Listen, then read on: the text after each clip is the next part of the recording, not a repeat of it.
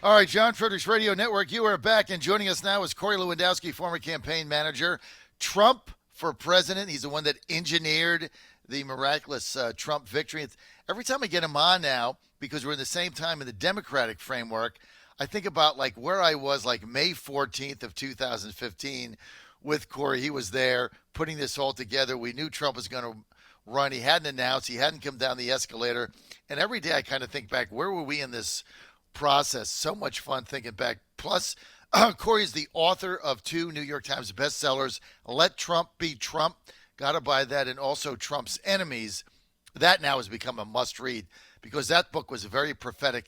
There's an interview in there with the president that Corey and Dave Bossie did that is very lengthy, that is like nothing you've ever seen. Let Trump be Trump and Trump's enemies. Here's the easiest way. Just go on my website, johnfredericksradio.com. There's an ad for it right there. You click on it, and it'll take you either, you have a choice, it'll take you either Amazon or it's for your favorite bookstores. You click on that, you buy it, you're good to go. And you get it shipped to you from any of those companies. That's the easiest thing to do. John Fredericks Radio Network. Corey Lewandowski joining us now. And Corey, great to have you with us. John, thank you for having me. Corey, a lot to talk about today.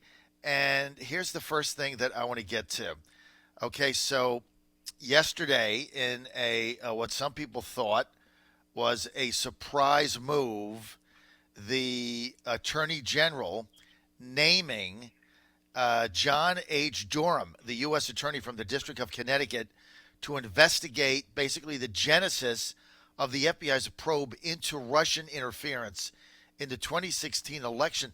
Basically, now what we have is Attorney General's Barr first real foray into investigating the investigators. Now we have the Inspector General's report coming out, but now Durham isn't a special counsel, Corey, but he's the next best thing. It starts the process. What did you make of this move? John, this is so important for the American people to get somebody to look at what the genesis of the Russia investigation hoax was all about. And so now that Attorney General Barr has named somebody to look in this, we're going to find out something that I believe Attorney General Barr already knows, and I believe Inspector General Horowitz already knows, was that this whole Russia collusion investigation was a complete hoax. It was a fake charge that was designed just to go after Donald Trump. And because I believe the Attorney General doesn't want the scrutiny that is going to come with this, he has now appointed a neutral, unbiased individual who's going to have the opportunity to look at this from the outside. As they say in Dragnet, just the facts, ma'am. And when we get that, we're going to see that these people broke the law, went after a candidate for office because they didn't like their politics, and those people are going to be held accountable. And I sure hope, and I think it's going to be the case, that they go to jail for spying on Americans on domestic soil. Corey, that's a pretty bold statement, saying that you foresee jail time as this investigation unfolds. Let's get to John Durham and this appointment. What's the difference between saying, look, I'm tabbing a U.S. attorney from Connecticut District to look into this and a special counsel? What's the difference? Well, the special counsel does operate inside the Department of Justice, as we have seen in the past. But what Attorney General Barr has done was he's picked an individual who either he knows through reputation or through personal interaction that can be unbiased, above reproach.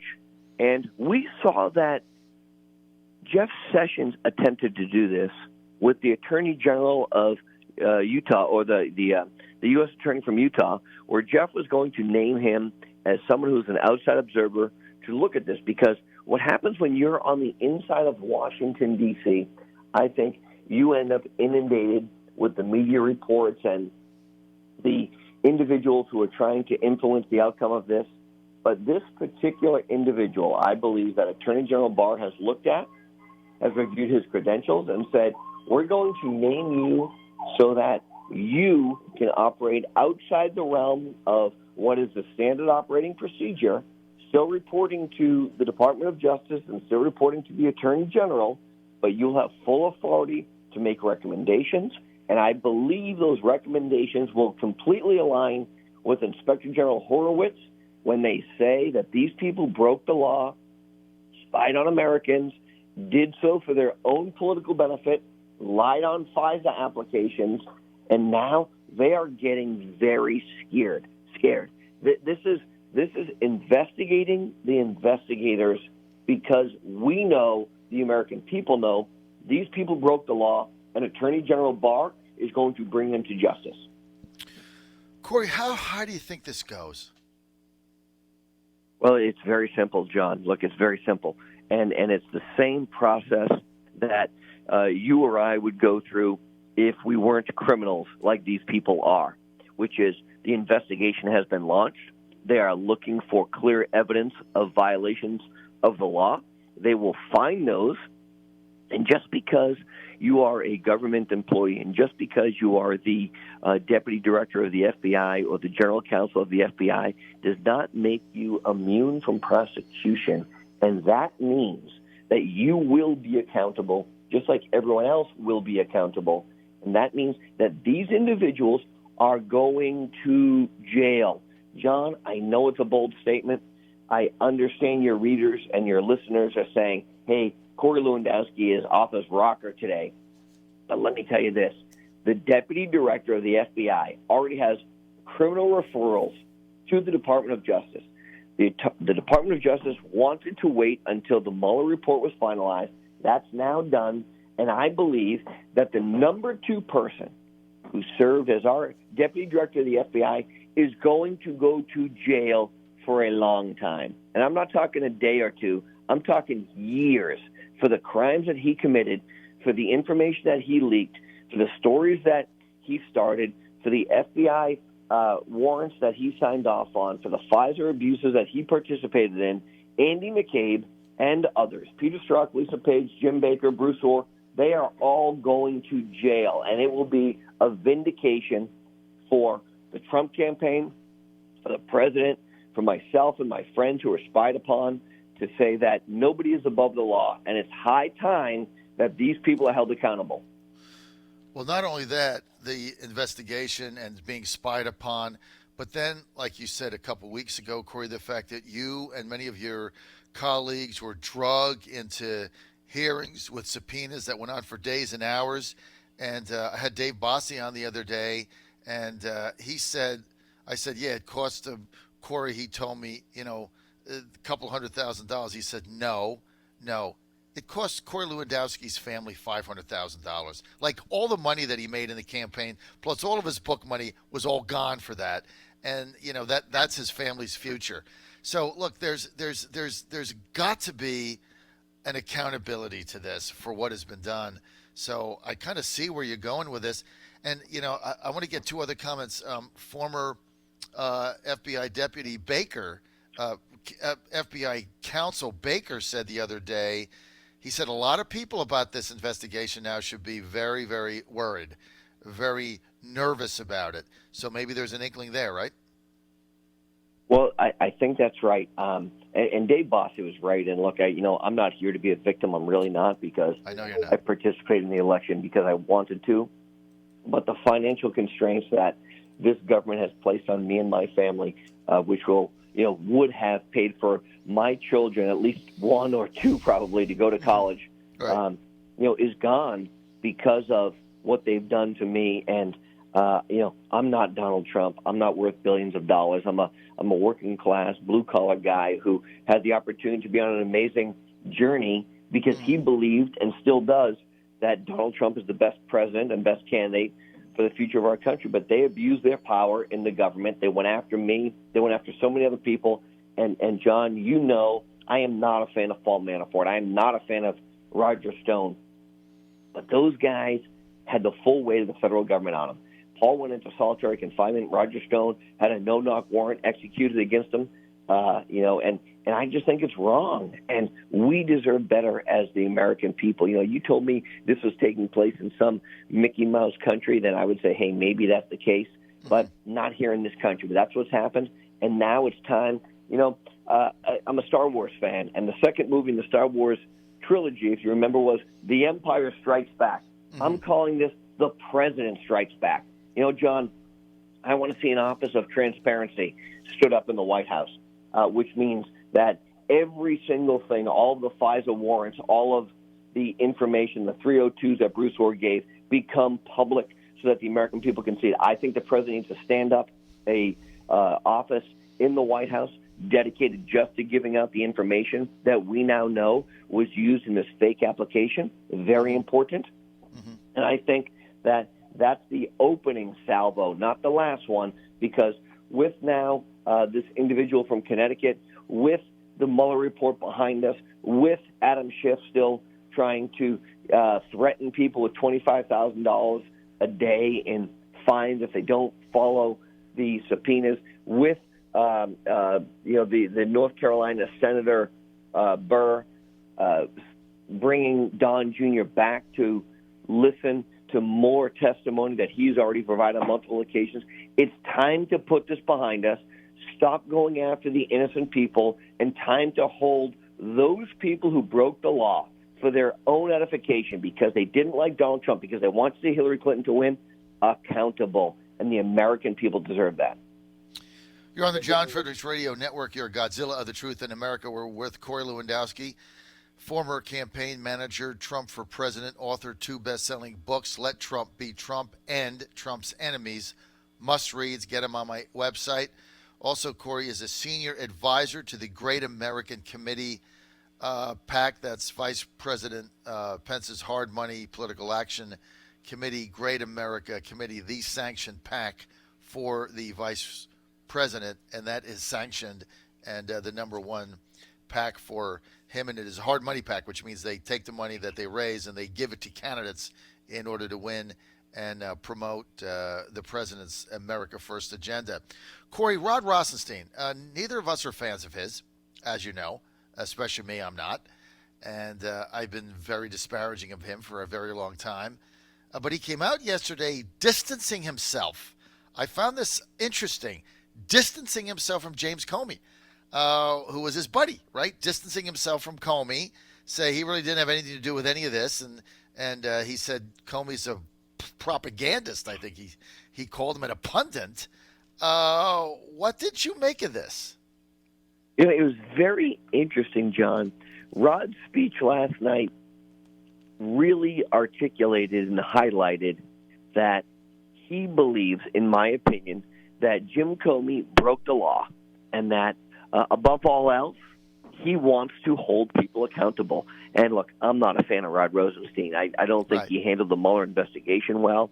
I think as Jeff Sessions, number 2 at the Department of Justice, there were a number of things, and I'm not an attorney, that I would have done differently. I believe that the new number 2 is going to be sworn in as early as tomorrow, which is long overdue. But the one thing that we heard from Rod Rosenstein when he gave the commencement speech yesterday was the final ultimatum that Jim Comey is not a truthful person, that he is dishonest. And don't forget, Jim Comey's immediate supervisor, direct report to Rod Rosenstein. And Rod Rosenstein oversaw this investigation. He is a man who Jim had to talk to on a regular basis. And basically what Rod said was, and I've said this many times, Jim Comey has a massive messiah complex. He believes he is the final arbiter when it comes to information and decisions. And Rod Rosenstein went out to chastise this individual. And this is a person who he worked with, if not on an hourly basis, clearly on a daily basis, and has known for a long, long time. And don't forget, your listeners may or may not remember this, Jim Comey previously served as the Deputy Attorney General, the number 2 person at the Department of Justice, which is the very position that Rod Rosenstein held in the Trump administration. So he knew Jim Comey. Jim Comey knew Rod Rosenstein and the position that he held and the responsibility that it entailed. And Rod Rosenstein went out to light this clown up because that's what Jim Comey is. He's a clown. He was on CNN just last week talking about things to sell his book one more time, and he has no compunction whatsoever about making stories up and trying to justify it in his own mind, even though we all know, your listeners know, I know, you know, Jim Comey broke the law time and time again for his own benefit and to go after Donald Trump because he didn't like his politics. Well, you got to remember, too, that Rosenstein was the one that wrote the letter to the president recommending that Comey be fired. He also, remember, just around that time, just after the president fired Comey, he brought Bob Mueller into the Oval Office to interview with President Trump to be the new FBI director, right? Remember that? That was before he named a special counsel, right? Of course. That's of course right. And look, Jim Comey has had a political agenda from day one, and the detriment that he has caused to the FBI will be felt for literally a generation. From, my children who unfortunately know this guy's name, and most people would not have known the FBI or deputy FBI director's name, or the general counsel or the chief investigator like Page. People now know these people's names because of the bad things that they have done. He has cast such a cloud over the FBI that the rank and file women and men who serve there every day, are now doing so under a cloud because of what Jim Comey has done. That is going to last a long time. And the only thing that rectifies that is the criminal prosecution for the crimes that they committed, including spying on the President of the United States. That is what transpired. Don't let anybody say otherwise. Yes, they spied on me. Yes, they spied on our campaign. They spied on the President of the United States because they didn't want to see him be elected. They didn't want to see him serve this country. And if that is not a crime, then I have no idea what is anymore. Well, because, Corey, we don't even know the length of the surveillance they had in Trump Tower. We don't know if your phones were bugged, if your campaign offices had listening devices, if Trump's office had devices. No one knows the extent of this except a handful of people. That's all going to come out eventually. And the other thing, I don't want to speculate here, but what if? Let me just play one what if, and then we have to go. I just have to do it. May I? I'll play one what if. What if Rosenstein was also duped in this FISA warrant? What if they told him that this stuff was legit intel and he wasn't aware that it came from Oppo Research, Debbie Wasserman Schultz, and Clinton? I mean, what if that possibility is out there, that they lied to Rosenstein when he signed these warrants? We don't really know that either, right? We don't know, but what I do know is this. I met with Lindsey Graham, Senator from South Carolina, last week to talk about this. And he was going to, because he's the chairman of the Senate Judiciary Committee, one of the most powerful positions in all of Washington, D.C., he told me very candidly he was going to meet with John Roberts, who is the Chief Justice of the U.S. Supreme Court, to say, we can never allow this to happen again, whether it requires legislation, whether it requires administrative changes. We don't know if Rod Rosenstein knew the truth.